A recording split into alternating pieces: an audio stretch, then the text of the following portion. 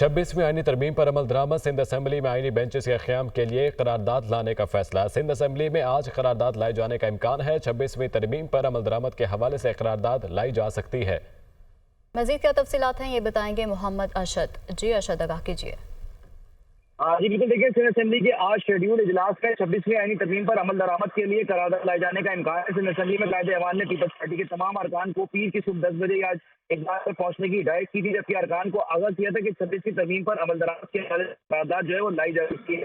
Sindh assembly में आईनी benches से मुताबिक करारदाद लाने की मंजूरी पार्टी क़यादत ने देनी है। आइन के आर्टिकल 202A के तहत हाई कोर्ट में आईनी बेंचेस तश्कील दी जाएंगी, जबकि आइन के आर्टिकल 202A की ज़ेली शिफ्ट 2 के तहत हाई कोर्ट के नामजद जजेस में से सीनियर जज आईनी बेंच का सरबराह होगा। सिंध असेंबली में आईनी बेंचेस के क़याम की मंजूर शुदा करारदाद सुप्रीम जुडिशल कमीशन वजारत कानून को अरसाल करेगी।